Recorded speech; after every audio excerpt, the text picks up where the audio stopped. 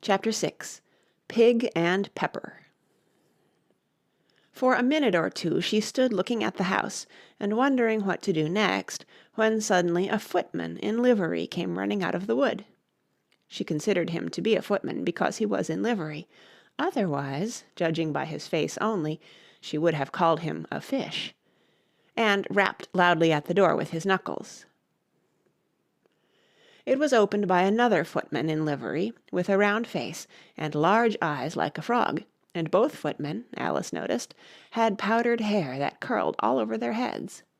She felt very curious to know what it was all about, and crept a little way out of the wood to listen. The fish footman began by producing from under his arm a great letter nearly as large as himself, and this he handed over to the other, saying in a solemn tone, "For the Duchess, an invitation from the Queen to play croquet." The frog footman repeated, in the same solemn tone, only changing the order of the words a little, "From the Queen, an invitation for the Duchess to play croquet." Then they both bowed low, and their curls got entangled together. Alice laughed so much at this that she had to run back into the wood for fear of their hearing her, and when she next peeped out the fish footman was gone, and the other was sitting on the ground near the door, staring stupidly up into the sky. Alice went timidly up to the door and knocked. "There's no sort of use in knocking," said the footman, "and that for two reasons. First, because I'm on the same side of the door as you are. Secondly, because they're making such a noise inside, no one could possibly hear you." And certainly there was a most extraordinary noise going on within, a constant howling and sneezing, and every now and then a great crash, as if a dish or kettle had been broken to pieces. "Please, then," said Alice, "how am I to get in?" "There might be some sense in your knocking," the footman went on without attending to her, "if we had the door between us. For instance, if you were inside, you might knock, and I could let you out, you know." He was looking up into the sky all the time he was speaking, and this Alice thought decidedly uncivil. "But perhaps he can't help it," she said to herself. "His eyes are so very nearly at the top of his head. But at any rate he might answer questions. How am I to get in?" she repeated aloud. "I shall sit here," the footman remarked, "till to-morrow." At this moment the door of the house opened, and a large plate came skimming out, straight at the footman's head. It just grazed his nose, and broke to pieces against one of the trees behind him. "Or next day, maybe," the footman continued in the same tone, exactly as if nothing had happened. "How am I to get in?" asked Alice again, in a louder tone. "Are you to get in at all?" said the footman. "That's the first question, you know." It was, no doubt, only Alice did not like to be told so. "It's really dreadful," she muttered to herself, "the way all the creatures argue. It's enough to drive one crazy."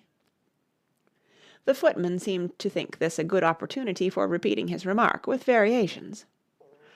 "I shall sit here," he said, "on and off, for days and days." "But what am I to do?" said Alice. "Anything you like," said the footman, and began whistling. "Oh, there's no use in talking to him," said Alice desperately. "He's perfectly idiotic." And she opened the door and went in. The door led right into a large kitchen, which was full of smoke from one end to the other. The Duchess was sitting on a three-legged stool in the middle, nursing a baby. The cook was leaning over the fire, stirring a large cauldron which seemed to be full of soup. "There's certainly too much pepper in that soup," Alice said to herself, as well as she could for sneezing. There was certainly too much of it in the air. Even the Duchess sneezed occasionally, and as for the baby, it was sneezing and howling alternately, without a moment's pause. The only things in the kitchen that did not sneeze were the cook and a large cat, which was sitting on the hearth and grinning from ear to ear.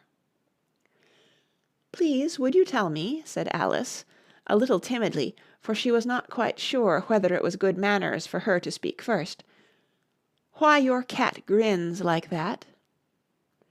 "It's a Cheshire Cat," said the Duchess, "and that's why. Pig." She said the last word with such sudden violence that Alice quite jumped, but she saw in another moment that it was addressed to the baby and not to her, so she took courage and went on again. "I didn't know that Cheshire Cats always grinned. In fact, I didn't know that cats could grin." "They all can," said the Duchess, "and most of 'em do." "I don't know of any that do," Alice said very politely, feeling quite pleased to have got into a conversation. "You don't know much," said the Duchess, "and that's a fact." Alice did not at all like the tone of this remark, and thought it would be as well to introduce some other subject of conversation. While she was trying to fix on one, the cook took the cauldron of soup off the fire, and at once set to work throwing everything within her reach at the Duchess and the baby. The fire irons came first, then followed a shower of saucepans, plates, and dishes. The Duchess took no notice of them even when they hit her, and the baby was howling so much already that it was quite impossible to say whether the blows hurt it or not. "Oh, please mind what you're doing," cried Alice, jumping up and down in an agony of terror. "Oh, there goes his precious nose!" as an unusually large saucepan flew close by it, and very nearly carried it off. "If everybody minded their own business," the Duchess said in a hoarse growl, "the world would go round a deal faster than it does." "Which would not be an advantage," said Alice, who felt very glad to get an opportunity of showing off a little of her knowledge. "Just think of what work it would make with the day and night. You see, the earth takes 24 hours to turn round on its axis." "Talking of axes," said the Duchess, "chop off her head." Alice glanced rather anxiously at the cook to see if she meant to take the hint, but the cook was busy stirring the soup, and seemed not to be listening, so she went on again. 24 hours, I think, or is it 12? "Oh, don't bother me," said the Duchess. "I never could abide figures." And with that she began nursing her child again, singing a sort of lullaby to it as she did so, and giving it a violent shake at the end of every line. "Speak roughly to your little boy, and beat him when he sneezes. He only does it to annoy, because he knows it teases." Chorus, in which the cook and the baby joined. "Wow, wow, wow." While the Duchess sang the second verse of the song, she kept tossing the baby violently up and down, and the poor little thing howled so that Alice could hardly hear the words. "I speak severely to my boy, I beat him when he sneezes, for he can thoroughly enjoy the pepper when he pleases." Chorus. "Wow, wow, wow." "Here, you may nurse it a bit if you like," the Duchess said to Alice, flinging the baby at her as she spoke. "I must go and get ready to play croquet with the Queen." And she hurried out of the room. The cook threw a frying pan after her as she went out, but it just missed her. Alice caught the baby with some difficulty, as it was a queer-shaped little creature, and held out its arms and legs in all directions. "Just like a starfish," thought Alice.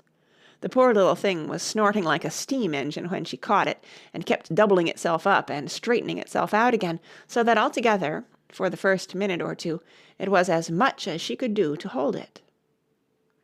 As soon as she had made out the proper way of nursing it, which was to twist it up into a sort of knot, and then keep tight hold of its right ear and left foot so as to prevent its undoing itself, she carried it out into the open air.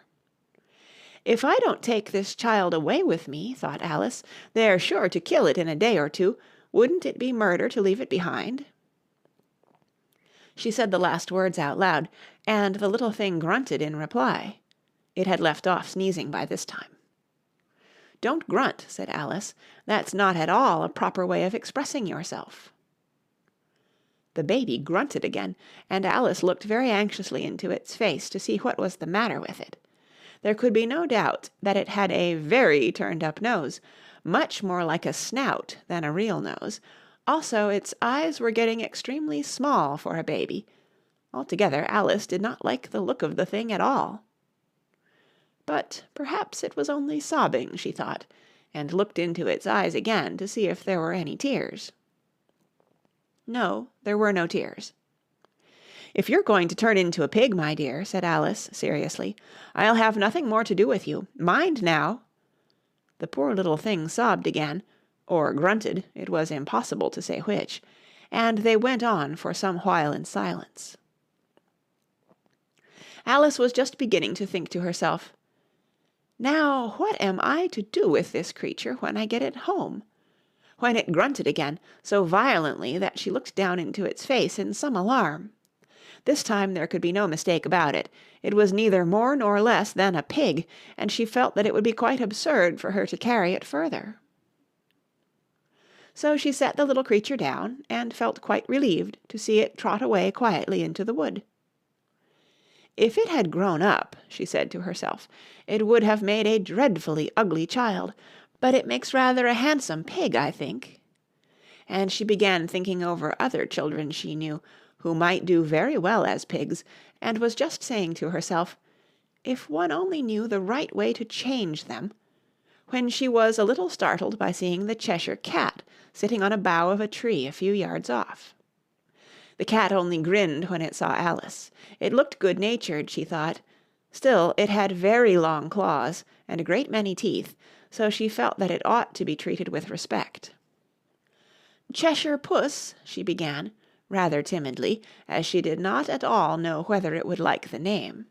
However, it only grinned a little wider.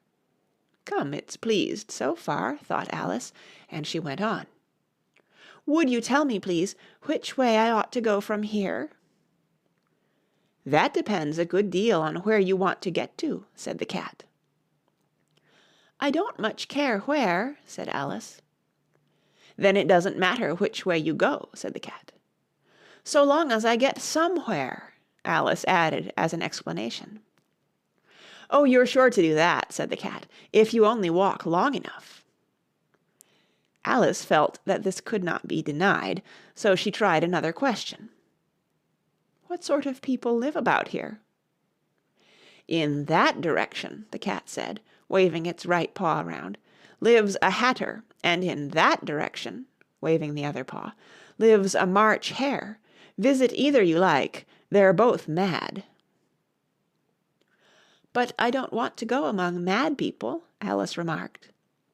"Oh, you can't help that," said the cat. "We're all mad here. I'm mad. You're mad." "How do you know I'm mad?" said Alice. "You must be," said the cat, "or you wouldn't have come here." Alice didn't think that proved it at all. However, she went on. "And how do you know that you're mad?" "To begin with," said the cat, "a dog's not mad. You grant that?" "I suppose so," said Alice. "Well then," the cat went on, "you see, a dog growls when it's angry and wags its tail when it's pleased. Now, I growl when I'm pleased and wag my tail when I'm angry. Therefore, I'm mad." "I call it purring, not growling," said Alice. "Call it what you like," said the cat. "Do you play croquet with the Queen today?" "I should like it very much," said Alice, "but I haven't been invited yet." "You'll see me there," said the cat, and vanished. Alice was not much surprised at this. She was getting so used to queer things happening. While she was looking at the place where it had been, it suddenly appeared again. "By the by, what became of the baby?" said the cat. "I'd nearly forgotten to ask." "It turned into a pig," Alice quietly said, just as if it had come back in a natural way. "I thought it would," said the cat, and vanished again. Alice waited a little, half expecting to see it again, but it did not appear, and after a minute or two she walked on in the direction in which the March hare was said to live. "I've seen hatters before," she said to herself. "The March hare will be much the most interesting, and perhaps, as this is May, it won't be raving mad, at least not so mad as it was in March." As she said this, she looked up, and there was the cat again, sitting on a branch of a tree. "Did you say pig or fig?" said the cat. "I said pig," replied Alice, "and I wish you wouldn't keep appearing and vanishing so suddenly. You make one quite giddy." "All right," said the cat, and this time it vanished quite slowly, beginning with the end of the tail and ending with the grin, which remained some time after the rest of it had gone. "Well, I've often seen a cat without a grin," thought Alice, "but a grin without a cat, it's the most curious thing I ever saw in my life." She had not gone much farther before she came in sight of the house of the March Hare. She thought it must be the right house, because the chimneys were shaped like ears, and the roof was thatched with fur. It was so large a house that she did not like to go nearer till she had nibbled some more of the left-hand bit of the mushroom, and raised herself to about 2 feet high. Even then she walked up towards it rather timidly, saying to herself, "Suppose it should be raving mad after all. I almost wish I'd gone to see the Hatter instead." End of chapter 6.